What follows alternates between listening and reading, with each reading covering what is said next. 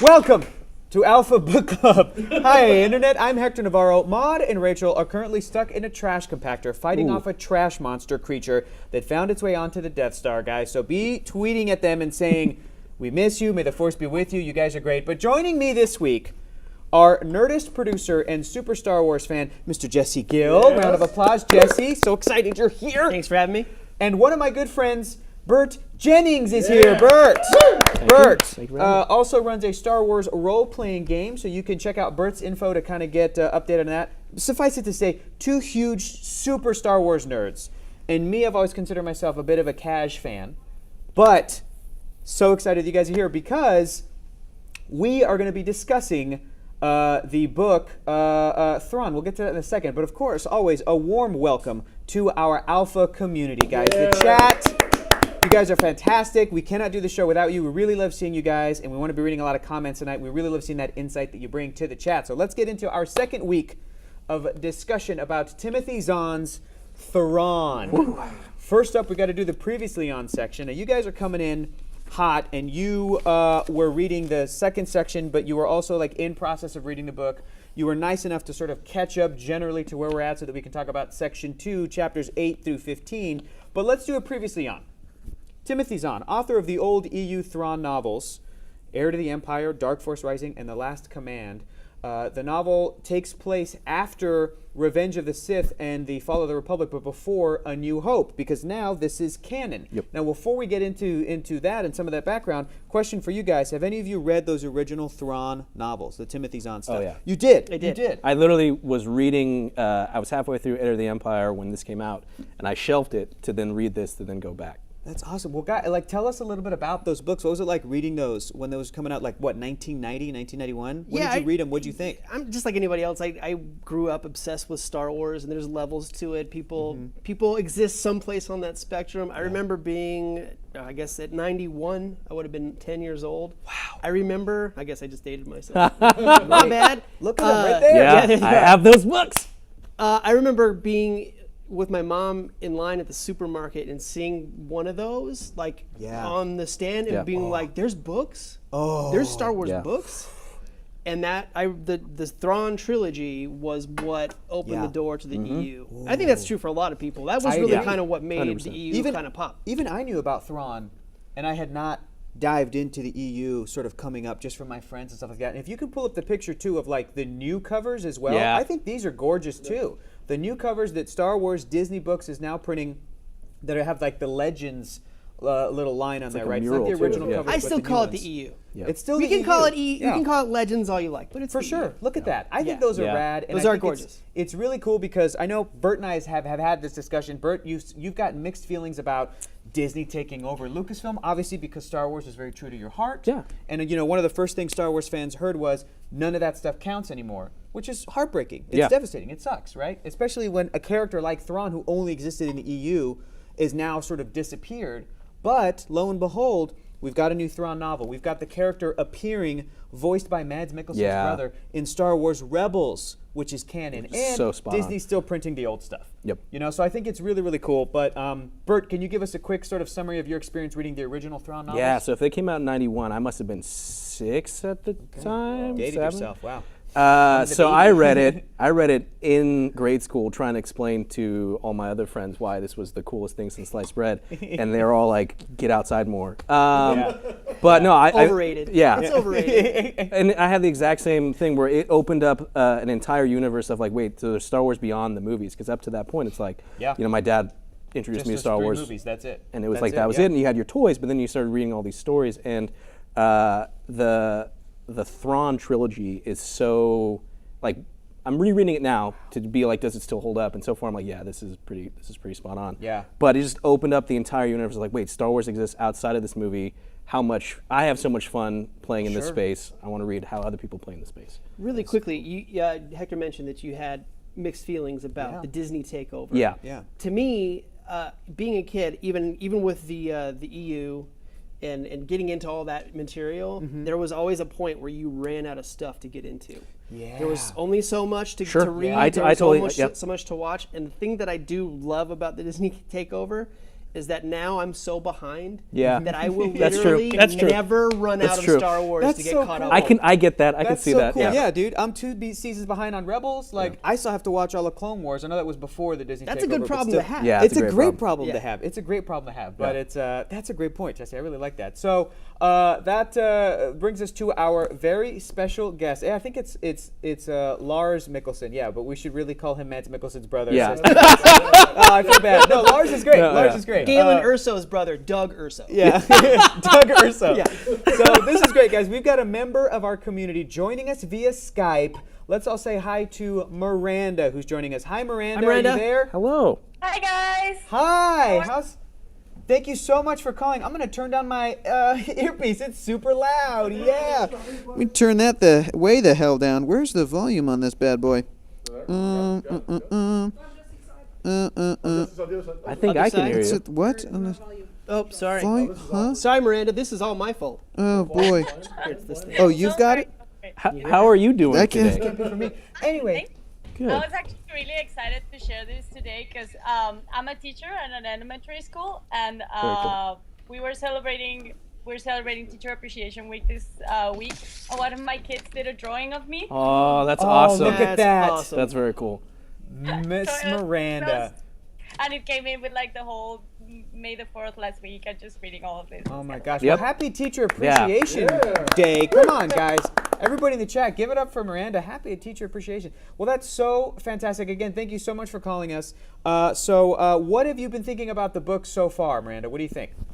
Okay, so far I really liked the first part of last week, and this one was a little bit slow because I'm not really used to reading all of these like battle scenes and everything. I'm more of like a different type of novel, I guess. Yeah. So it was a little difficult, but I'm really liking it, and I'm really liking especially how they keep on building Thrawn's character and how they keep on like giving him more and more responsibility, and he's just like taking the world by the storm, and it's just really awesome. I love it. Yeah, I love it. He's on that grind. Yeah. Exactly. He He's is. a hustler. He's a hustler. So, Miranda, You know, are I you... really like the little bits at the beginning of each chapter, and somebody mentioned last week that they kind of related to Sherlock and Watson. Yep. Yes. And I related to Sherlock, the series. You know, like Sherlock has this blog that nobody reads that has like an article about 200 different types of hash or something like that. I feel like if Thrawn had a blog, it would be this.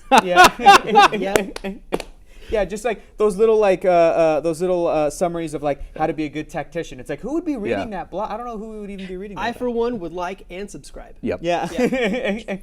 So, Miranda, do you think that Thrawn is, because again, I think having some background information about the character, I know that he's supposed to be a bad guy. And in this book, he is the protagonist. He's the main character, one of the main characters. Do you feel like he's a sympathetic character, or do you feel like we're building towards something a little bit more sinister? I think that we are. I think that they're gonna try to build us up into a character that you're gonna like, but then you realize that all of his motives are kind of like the wrong ones. Yeah. And sometimes I even relate it to like the conquerors in like when the Spanish people came to America. Sure. If I was reading a little bit about Thrawn, and he said that it says that he usually thinks that to be able to take over a planet, they need to know about the philosophy and the art and the culture. Yes. And I kind of think a little bit of how the Spanish people came, like the Spanish conquistadores came to America, and like for example, Cortés, who came over to Mexico, and he took advantage of the fact that the Mexicans thought that he was a god. Yep. So it's very sinister. And I also think that Thrawn is kind of like that, sort of has that mentality of saying, you know what, I'm going to be able to take over these people by knowing how they work and how they think. I love it. Yeah. Classic Thrawn. Yeah. Are you picking up techniques for how to deal with your class, your elementary school class? You know what? A little bit, yeah. But great. yeah, I think that they're definitely gonna build us up to, liking him. But then at the same time, you're gonna say, "Whoa, this is not right." What do you think's going to happen, Miranda? What do you think's going to happen? What are some predictions that we can get from you? Because we're technically halfway through the book, right? So we have another 2 weeks to go. But what do you think's going to happen? Yeah. I really don't. I hope this doesn't happen. But maybe at some point he's gonna like backstab Eli. I knew at it. some point. something wrong is gonna happen with Eli because like he's so been too. with Eli all this time and he's been his aide, but then eventually it's just gonna be like he's gonna try to, because he wants to go get to power to be able to do what he wants. He's gonna be like, you know what, I don't care.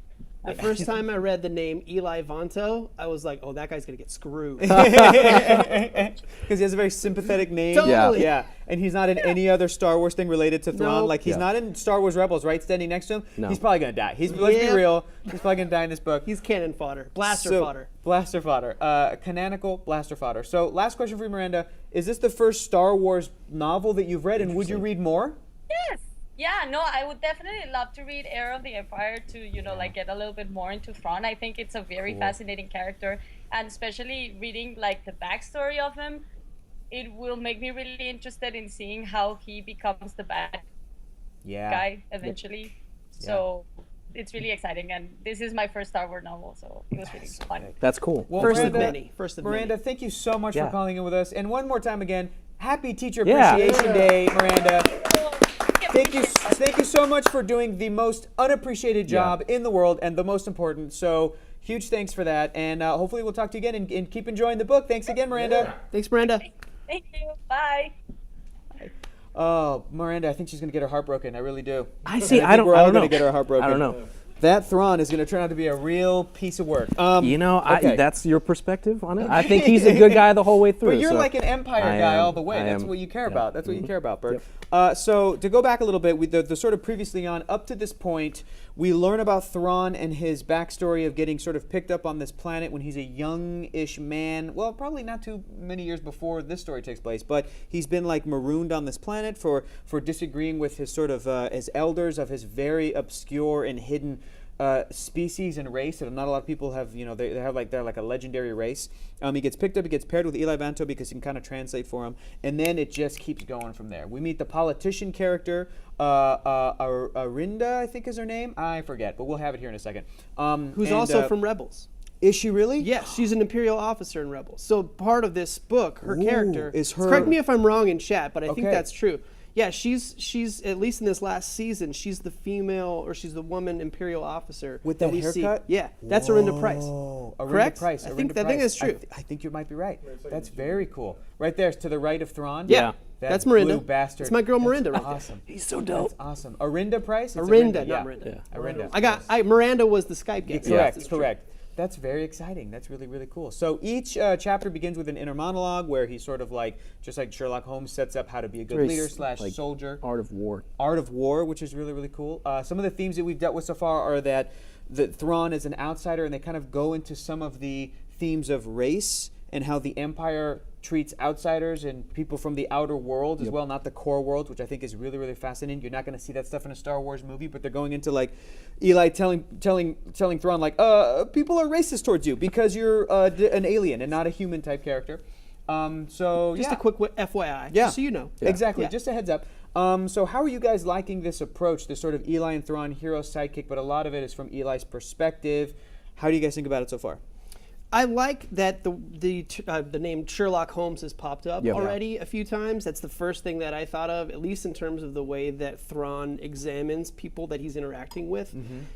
As you're reading the book and you're seeing the exchange, he's in his own mind dissecting person's tone of voice, what kind of body language is telling him, which is really similar to a lot of the modern characterizations of Sherlock Holmes. Absolutely. Another thing, I wanted to bring this back. I saw this in chat earlier. T-Boyce from chat mentioned, I do like how Eli in Thrawn's dynamic seems to be very Holmes and Watson. If Eli Vanto does not get screwed at the end of this book, which I probably think he's going to be, he could be on the track to be the new Gilead Pelion. Yeah. And Pelion, as we know, and this is what T. Boyce brought up in the chat earlier, he was the original Watson to Thrawn's Sherlock. Oh, and in the original trilogy. yeah, so if he doesn't get screwed, he might have a pretty decent career trajectory for him. It's worked out for him so far in this book. Great.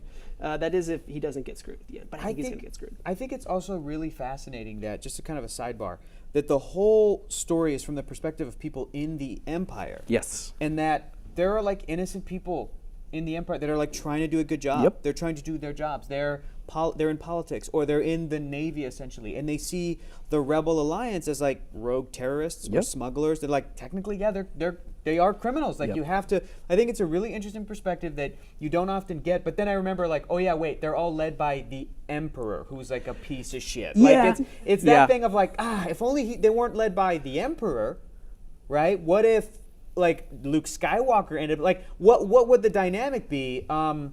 And it is all for power, and it is all this and that. But there are like innocent people and innocent families that get swept up into this. But that's kind of what I love about it is someone who's from like this kind of like imperial perspective when it comes to Star Wars, and it's like you and I say that knowing what that means. But it's like the book gives you a different slice of life, right? We always see these different things where it's either from like the smuggler's perspective or like the rebel pilot or like this Jedi, but it's like, no, these are just kind of rank and file dudes in the Empire. But it's, you're seeing these things like the Ascension Day, right? Where it's like a whole week festive, celebrating the Empire, right? And it's like most of the time, and it's reasonably so because it's kind of how it was set up, it's the Empire is very Third Reichian. And it's, when you kind of, you think of it, right? But the book, it doesn't shy away from that, but it kind of paints in this perspective like, okay, cool, but like, what if it was from more of like the Roman Empire kind of perspective? And at that point, you're like, well, I can see why people would get along with this, right? I can see that influence in there, absolutely. But at the same time, and you kind of see this through Arinda Price's story and what has happened to her family. Yeah. Because this is the early days of the Empire, relatively speaking, we know the Empire best from its later days. Yes. From the original end, trilogy, but this and- is the beginning, or at least near the beginning, and folks like Arinda Price and her family are just now starting to understand, the Empire kind of sucks. Yeah. Which no one knew before. Yeah. And But- that's not the way Palpatine sold it, but Totally. now they're realizing they're getting a bum deal. Oh, man. And that's what's interesting is all the politics stuff, because by the time Yes, we it's really interesting. open up in A New Hope, it's like the Senate's gone. So it's like we're seeing stuff where I'm like, I didn't even know this because it's not there. So And it's so crazy that, and this is something that we've dealt with literally with every book in this show, Alpha Book Club, for the past couple months. Every book we've done, one a month, is that it feels like, man, there's still stuff that you can draw from this crazy sci-fi fantasy fiction that's like it's relevant to what people are going through today. A bunch of people voted for a dude, and now they might be like, wait a minute, like it's in there. You can easily make those kind of comparisons, and it's a bummer, man. I feel for those people. It's a real bummer. But let's One talk about, could also say that we could have drawn those same conclusions moving into the election. Sure. Didn't. Yeah, I know.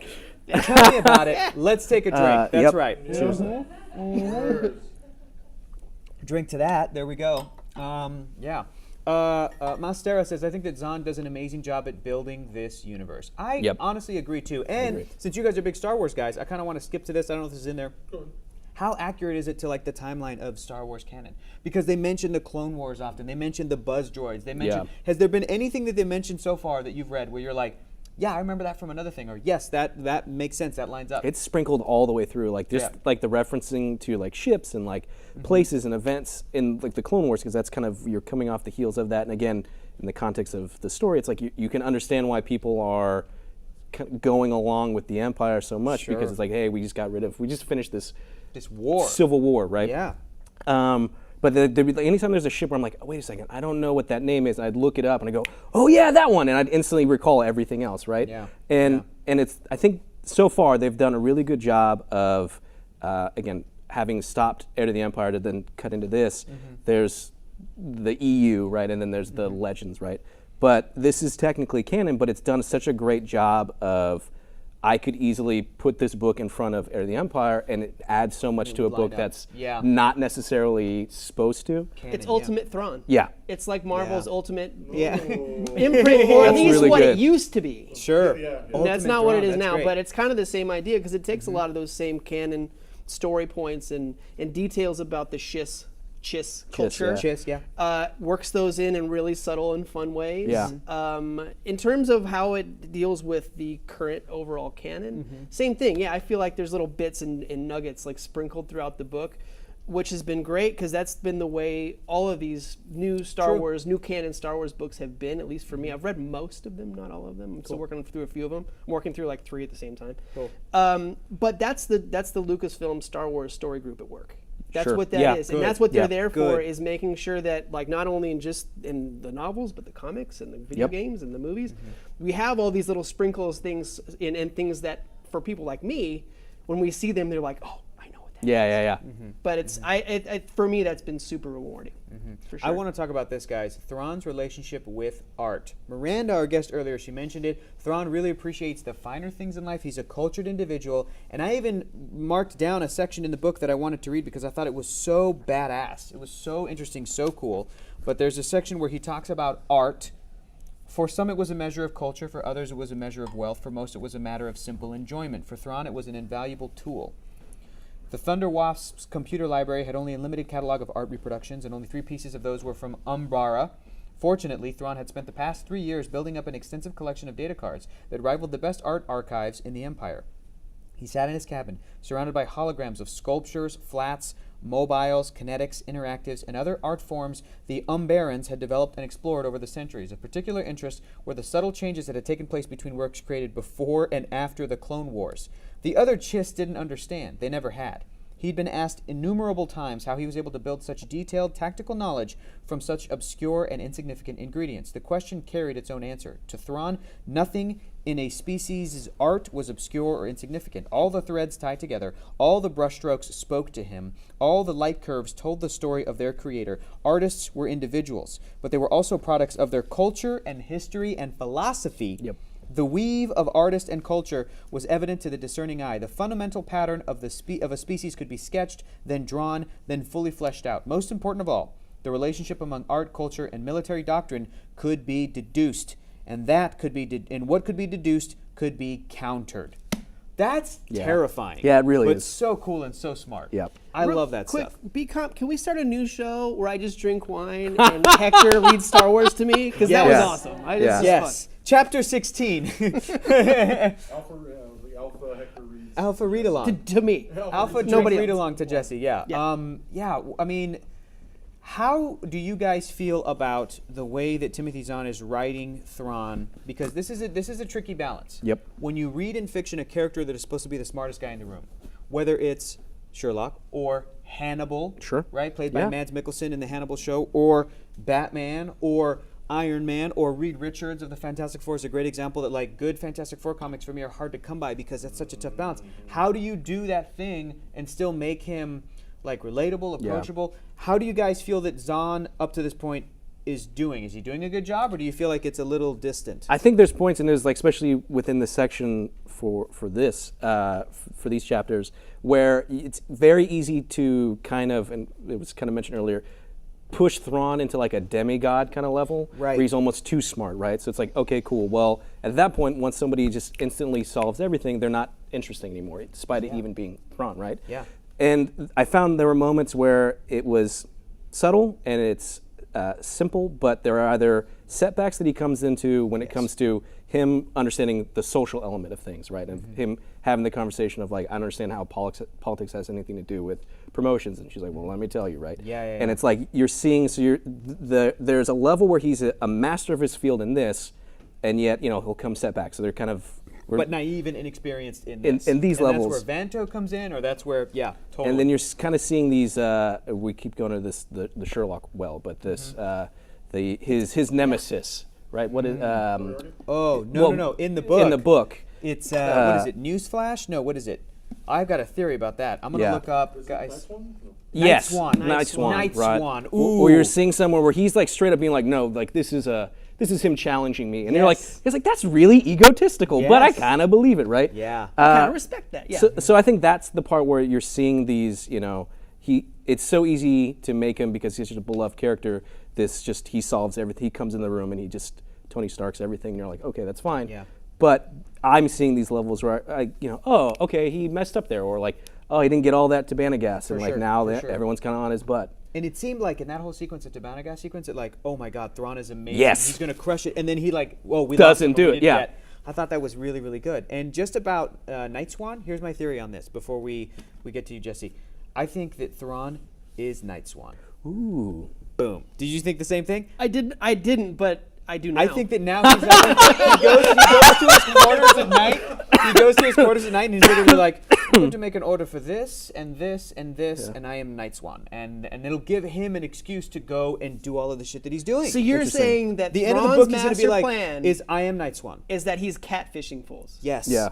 Yes, because that's what Interesting. these like it. types of characters always end up doing, is they always end up catfishing the hero or the rest of the world or whatever, and they're like, no, I had to set up this fake war so that we could go in and invade. Like, it happened in Mission Impossible 3. Billy Crudup's character did the same exact thing. Thrawn is Night Swan, I'm telling you. Well, Spoilers it for happened Mission in the Impossible 3. Go prequels, see man. it. We thought Yeah, we yeah. thought that Chancellor Palpatine was the Chancellor it's when he already- was the Senate the whole time. It's already established in Star Wars canon. Exactly. Yeah. Exactly. But how do you think Timothy Zahn's doing so far with that sort of like, is he too smart or is he... Oh, I think he's nailing it, but I think he has an unfair advantage. Yeah. He created this character Yeah. like a long, long time ago. It's so cool and- that Disney and now he gets another got shot. Timothy Zahn to do this. Like, Yeah. there's no better writer. I don't think you could do it. Yeah. I mean, the show's doing a fantastic job Sure. with that portrayal, but when it comes to like the fact that Like doing a novel about him. A The story about show is cool, but in Rebels, he just kind of pops in and out throughout the season, and he's that overlord bad guy that Yes, we he know should is be. out there. Yeah, totally. But this kind of gives you a little more of a look inside of what makes Thrawn tick, which you Yep. don't get so much of in Rebels. Yep. You get some stuff when he starts talking about art and things like that, but you don't really get the nitty gritty of why Thrawn is who he is. Yeah. And that's what this book is for. At least that's what I'm getting from it. totally. I agree. Ooh, Mostera says, ooh, it would be amazing if it was Eli Vanto. Oh, Don't see shit. it happening. I think he's too dumb. I think he's just too much of a regular guy. But that's He's- great. He's That's a great. good old boy. Yeah. Yeah. Definitely good old boy. So I drive an insane amount of miles to Sure. get to work every You day. should move. Well, what I do, I'm not going to do it. I'm not. Gonna do it. But what I do is that's how I get through the Star Wars Yeah. canon. Is I listen on my Audible playlist. That or would make whatever. sense. Yeah. Somebody else in the chat said that too. Yeah. So if you're listening to any of the Star Wars books on audiobook, there's some interesting choices for the voice characterizations, and Eli Vanto, I think, is one of them. They kind of speak to it in the prose of the book, They where do. they talk about how he's a yokel and he's from Yep. wild space. He has an accent. That's in a the wild book, space accent. in the book, he sounds like he's from the South, I love wow. it. I think that's perfect. which we've never seen in Star Wars. Yeah. We kind of have it. The closest we've seen so far is like Han Solo, and to kind of feed into that is that, and I only say that because like Harrison Ford could be from Indiana. True. Yeah, yeah, Not yeah. just because Yep. Indiana Jones, but like Yep. he could be from like the Midwest, right? But he's still a little bit just like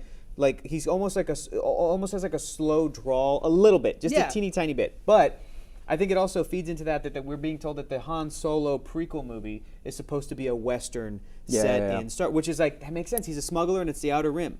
And that's what we've been told. It's very similar to Firefly. This is the Old West section of space. And then the core and the Empire is always white British dudes. Yes. It's what we conceive of as like the most classy, sort of like distinguished kind of voice. And let's just be honest. What's the what do we think of white British dudes thinking of folks with a? Yeah. They Right. probably Yeah, look yeah, yeah. down we on you. put Yeah. that on them, but you're But absolutely that's right. part of it. Yeah, That's absolutely part right, of yeah. I think what they're creating Yeah. there. So all these highfalutin imperial types look down on the Now I want to guy read from some. Wild Now I want to Space. read some Eli Vanto, but like in like a Southern accent, Yes. like. Let me get my wine. Let me get Like my wine. okay, Oh, I yeah, want good to. point. I want to see if I can do something because now I'm picturing like let's just go full bore with it. I'm picturing Lucas Black from the movie The Fast and the Furious Tokyo Drift. The Oh, star of that no. film. Okay. The star of that film. Hold on, let me get in Not the a right great headspace. movie. I love that movie. Okay. But Pull. where he's just like, Yeah.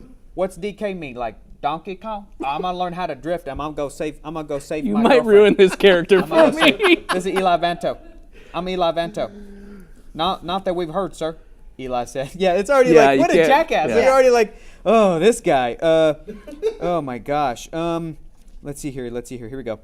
Eli let his gaze drift away. Yes, people like him. People who still had the lowly rank they'd graduated the academy with, while everyone else was energetically climbing the ladder. I've had a glass of wine. But this conversation wasn't about him. This conversation and warning were about Thrawn. They'd probably come after me if they thought I was worth the effort, he said, sidestepping the question. Wait, that was Eli. They'd probably come after me if they thought I was worth the effort, he said, sidestepping the question. Do you suggest I tried to be less capable? Of course not, Eli said firmly. You do that and more people will die and more bad guys get away. I'm just pointing out that you need to be aware that you're in this political crosshairs. I understand, Thrawn said. I will endeavor to learn the rules and tactics of this form of warfare. In the meantime, is there anything we can do for Commander Cheno? I like how you slipped Thrawn in there Yeah. real quick. That Yeah, was that's nice. Thrawn. That was nice. Just wish him well, I guess, Eli said. Even if you could persuade someone to listen to an appeal, he'd never command a ship again. This way, at least he got to go out on a high note. Except that we know it was only a partial victory. We suspect, Eli corrected, lowering his voice. We don't know. That's what Thrawn was going for. He pointed to the door ahead, the door with the simple gold Imperial Security Bureau plaque above the smaller Colonel Wulf Yorlarian nameplate. Maybe this is where we'll get those answers. Yeah, that's Eli now. No. Yep. For me. Yeah. Is that what it For now- sounds like for the audiobook? A little less, I would hope. Kind right? of a little less. Yeah, no, but it's along the same lines, and so you kind of your mind kind of makes those. That's not jumps. Southern. Yeah. Come on, that's Southern, guys. Come on, Pinkish. Give me there's different Southerns. There's different. But You that's should have definitely been. You one should have of them. been Cajun. I feel like that. What I was doing was like Texan. That's what I was doing was Texan, Cajun. That's too much. Couldn't even understand him. Yep. Southern accent. Listen, the Texas is the South, technically, right? Yeah. Thank you. It's south South from of here. somewhere. Every place is south of somewhere. Take another drink. All right. Yep. T-Boy says that Eli is described as being from a backwater world in wild space. So I tried to find a British-like accent that would sound Interesting. colonial and stand out from the received pronounced of the core worlds Imperials, which is really interesting. So like Okay, great. an Aussie or like a. Maybe like I'm from Liverpool, like a British kind of an accent, but not in like England, not in London, rather. Sorry, not in again, glass of wine. Yeah. Not in London, England, but like somewhere else. I don't know England enough to make that call. Anyway. Also, Arinda Price, she's rising up the ranks. She lost her job. Yep. Now she's working for her buddy in that, I forget what the name of the thing is, that sort of like office that helps people. Higher calling worlds of minds. But she's making her way up there, and now there's been a couple of times where she sort of crossed paths with Thrawn until the very end of the section. Is she goes to or rather, she's in like a self-defense class, and Thrawn and some people show up, and then that's where they sort of start interacting a little bit more. So, what do you guys make of her sort of storyline, and how do you think that it's ultimately going to collide with Thrawn's? At first, I wasn't really into it, and it was mainly because I was like, "This is taking away from my Thrawn time. Like, Right. bring me back." Same. Yeah. And then Yeah. and then I slowly started getting into it when they started getting into to the politics level, because I'm like, again, it's like I've never seen this Imperial Senate side before, so this is interesting. And then, there's all these it escalates very quickly. With it's just like drugs and the cocaine, and then throw in your was face. crazy, yeah. It's nuts. And then it kept going, and then it was like this weird story of then, her trying to get back into the system, but then she's working in kind of like this weird offshoot. So like, I thought it was so ballsy and so smart that she goes to this place that has like shitty like offices and Yeah, this woman dude. that's like rude, and she knows that she wants her to be rude to her. Yeah. So then she just walks into the boss's office and was like, "I'll work here for free for a week, and at the end of the week you fire whoever's not as good." Yep. I'm like, that is so So smart, baller. so ballsy. Yeah. So ballsy. That's Elbowing crazy. her way in there. Wow, man. Yeah, it's reading this book is making me like even reevaluate my life a little bit, because I'm looking Okay. at certain areas of my life and I'm like, could I Thrawn the shit out of this? Yeah. What if I try to like put some sort of chess pieces into play and then see if it'll like that's just so ballsy. But anyway, you're saying about I've been Thrawning you this whole time. what? I've been like, ooh, Hector's corners of his mouth are turning up. His level of his voice been rising. That hasn't allowed me to deduce anything. Right, but you're I've just been practicing making those observations. Exactly. That's really smart, Jesse. That's Yeah, really smart. I'm working on it. Yeah. So I was into Arinda Price's storyline from the get-go because her parents got screwed over. Sure. And I liked how she very smartly, very politically, very Thrawn-like went in and kind of went around people's backs and set up a deal. And I also can really relate to the idea that like if you live in the Star Wars world, I feel like I would want to live on Coruscant as well. It's like the New York City of the world. It's the central hub. It's the big city. It's, everywhere else is Tatooine, and it's like there's nothing out there. Yeah. Coruscant to me represents the world that Luke thinks about when he looks up at those twin suns setting. You know what I mean? Like just be in an important The bright place. center of the universe. The bright center of the universe, even though that's not really what Coruscant is. It's like an underbelly of a bunch of bullshit and a bunch of stuff. Yeah. So, but there was a middle section of Arinda Price's storyline where I wasn't quite engaged, but now that we're sort of looping back around, I'm really interested to see how it plays out. I think that they will ultimately help each other in a way that will set them, especially now that I know that she's in the show. Yeah. She's in Rebels. She's not going to die. Eli Vanto, that dude is dead. Yeah, he's toast. That dude is dead. What do you think about Arinda Price so far? Very similar to both your takes. Yeah. The first introduction to Arinda it's about like embezzlement, and it's all just kind of, and she breaks out a bunch of accounting figures, and I'm like, what are we doing? I want to listen to Thrawn mess some fools up. It's fine that there's no lightsaber in this, but what are we doing? There's no Jedi's fine, but come on. Once I was like, who's this Renda Price person, figured out she was on Rebels, I was like, okay, well, this is important because she eventually becomes an Imperial officer. Yeah. So eventually what we get to in Thrawn is kind of this parallel story between Thrawn and Arinda, where we're watching an alien, a non-human alien, and a woman. Kind of grind it out and climb up through the Empire's ranks and see what that looks like. In a place that is difficult for both of them to do it for different reasons. Absolutely. That's a great point. I didn't even make that connection. So at the very least, what's really cool is being able to kind of see what that looks like inside the Empire, like you were talking about, because we've never seen that before. Like, how does one get to be a Grand Admiral of the Imperial Navy? Yeah, totally. Now we kind of know, or at least we have an idea. In Rogue One, it skips. Ben Mendelsohn shows up in the beginning, and then all of a sudden he's like in the white cloak, and I don't know if he's a Grand Admiral, but he's there with Tarkin, and it's like, well, how do you rise in the ranks? You know, so you don't really get to do those kind of deep dives. So what do you guys think of this section so far? And for you guys in the chat, we can talk about this section specifically, 8 through 15. I know we kind of mentioned it before. It seems like it's a lot of setup. Yeah. You know what? It might not have been as engaging as the first section, but overall, how would you guys rate it? And are you looking forward to the rest of the book? I'm definitely looking forward to the rest of the book because basically where we're at now is Act 2. Yeah. Act 2 is when it slows down. Act 2 in Rogue One is where everybody starts talking about their feelings. When all you want to do is see Darth Vader tear some fools up in the tent of fire. Get the scarif already. Exactly. That said, the second act of this book has been pretty engaging. I think it's built on what we found out in the first. But if you're asking, does that make me excited for the third? You're always excited for the third. That's when Eli Vanto's going to get screwed. I can't.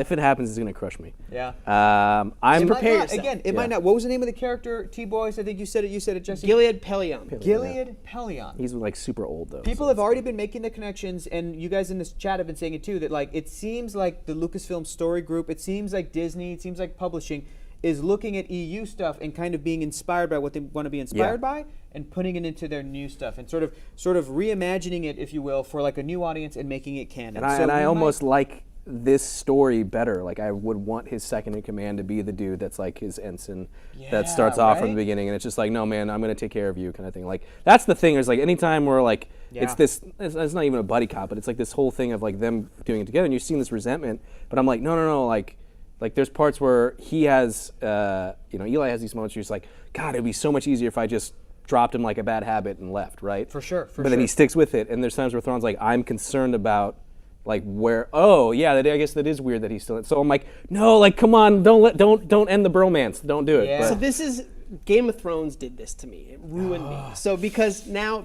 Thinking that same thing, those exact same points that you just mentioned, I then ask myself in any story, whether it's a movie or a TV show or a comic book or a novel, I ask myself, okay, now what would be the most heart-wrenching thing that could happen? Let's talk about now, it. Lucasfilm and Disney and George R. R. Martin are not the they're same thing. totally opposite. Thank God. Yeah. But George R.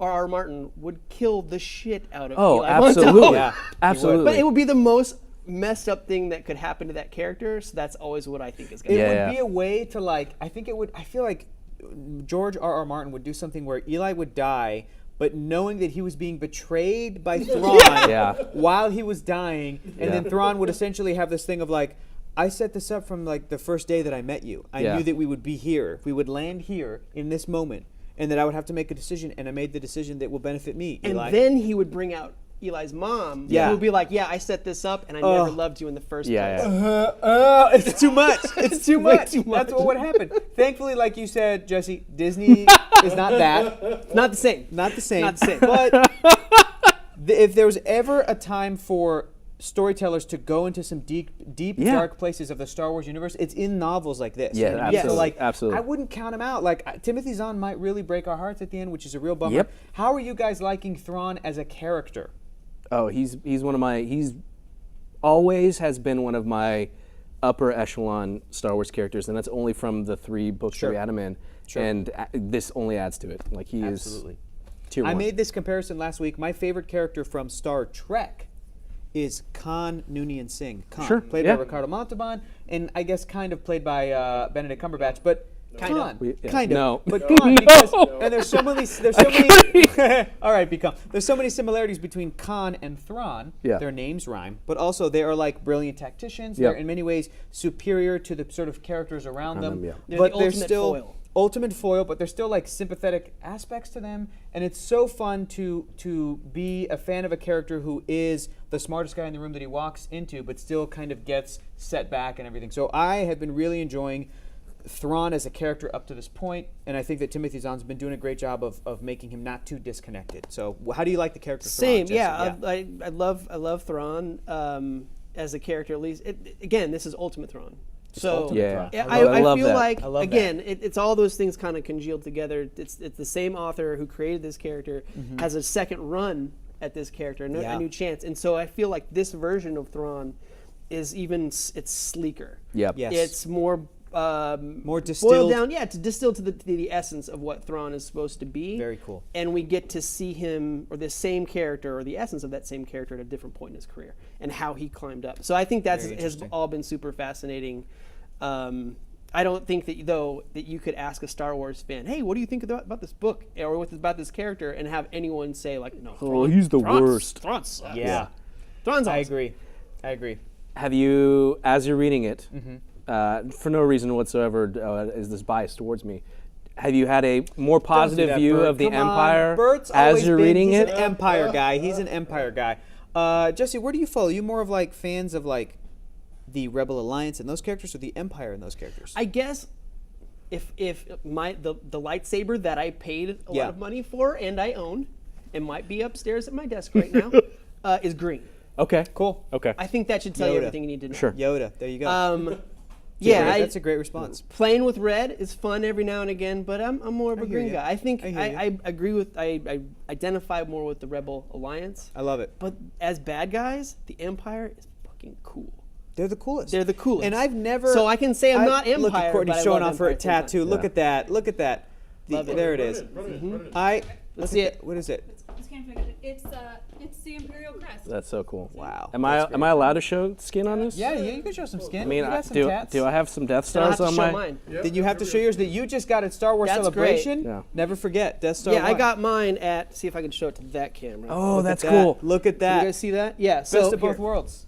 Um, Oh, that's perfect. Luke, Yep. Vader, That's dope. and the scoundrel wins the day.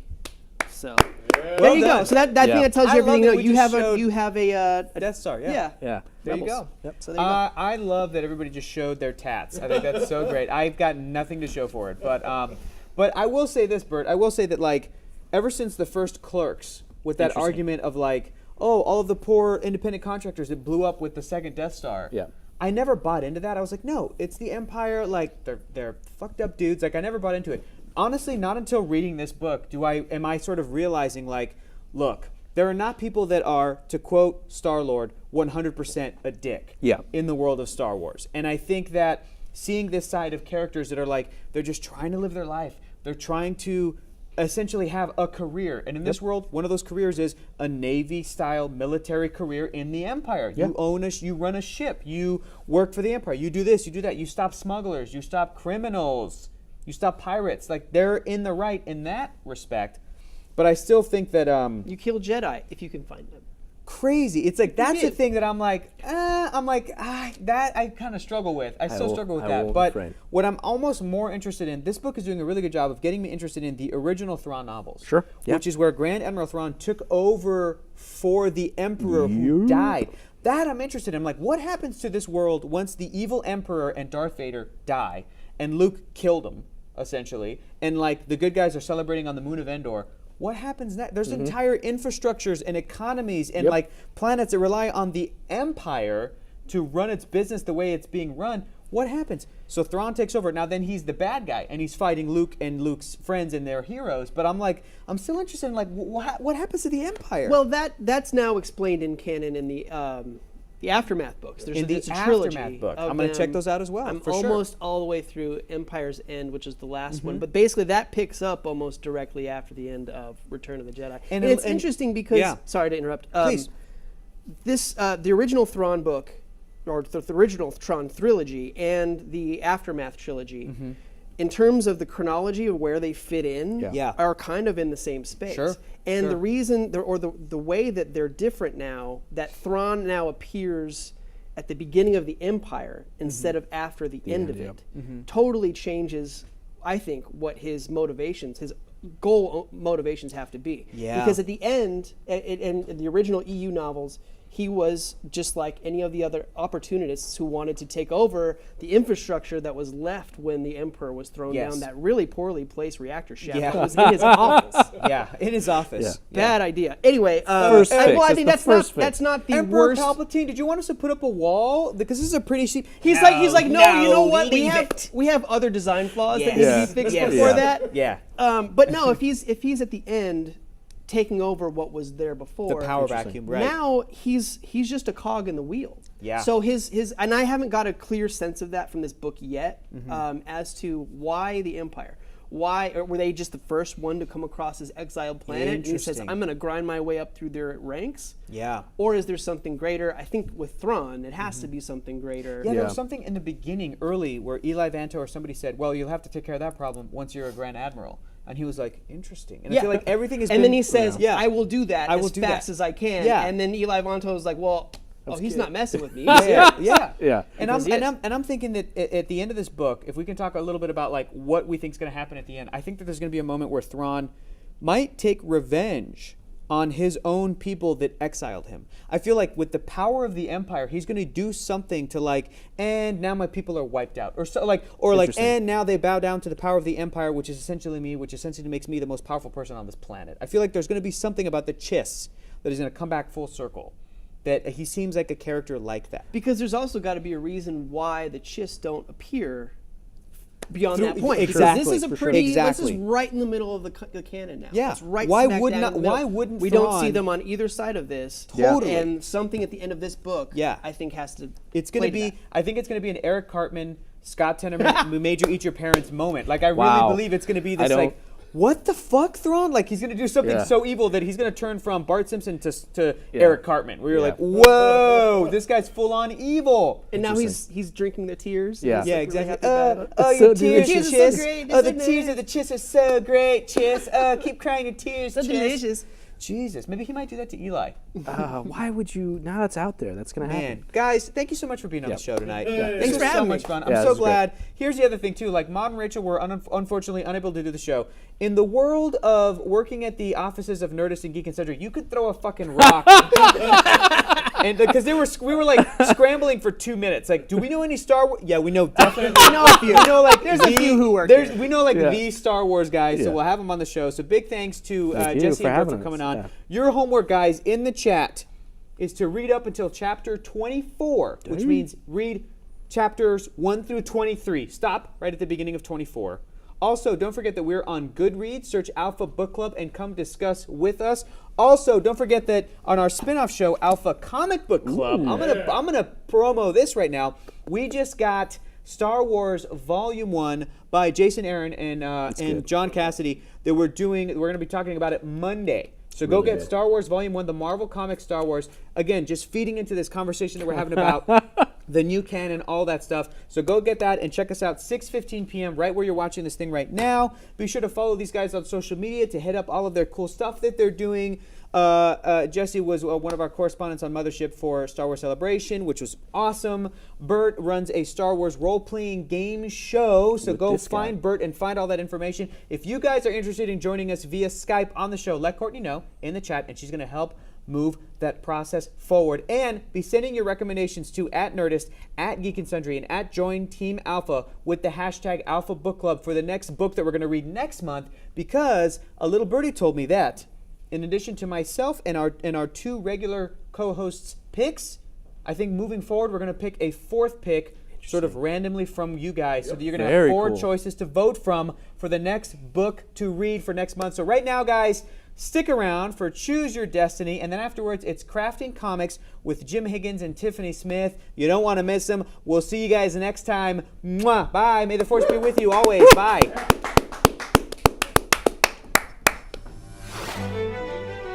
Great job, Jesse. That was awesome. super.